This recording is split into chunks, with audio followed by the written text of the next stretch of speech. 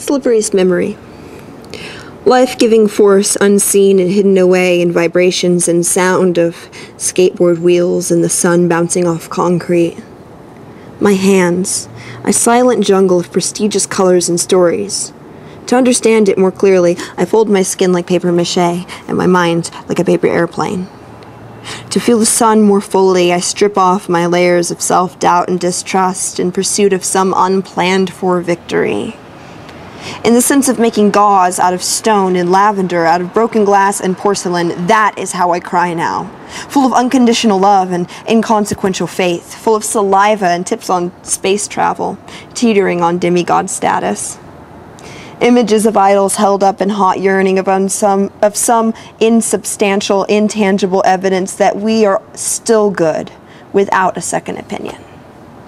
The smallest and possibly the wisest sort of innocence is that which has gripped the air around us, that blows a little in the hair of children when the wind picks up and drops not only lonely, steady breath, but the ever-present illusion that this is not our last, but our millionth compromise and our deadliest theory, yet our slipperiest memory. In the cool grass of November under the strongest tree, my shoes have been cast aside in the attempt to feel just a bit more grounded and to meditate on something I not only desire, but will live life for the finding a purpose therein.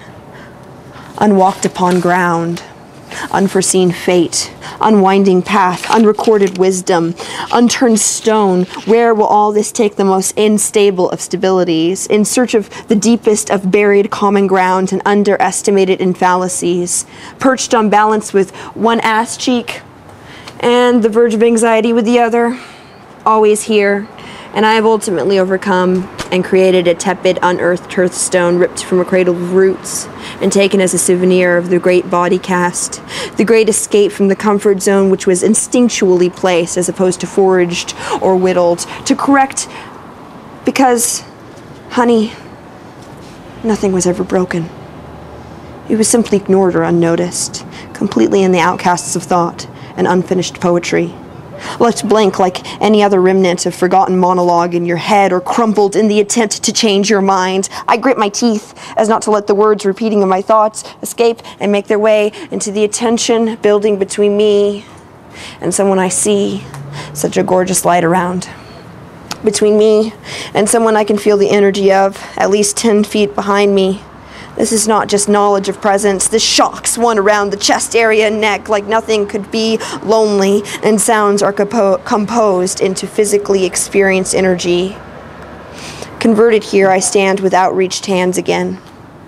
Cultivated here, I become the air that in time and cycle becomes the clouds, which seems to rain down on heads that were full of fight, now full of THC and recipes for tantric meditation, holistic medication. Just trying to recover this long-forgotten sight and training my brain into stillness and recap the light. Careful unwinding and tearful weaving of strained, torrent-filled, staring eye conviction of acknowledgement.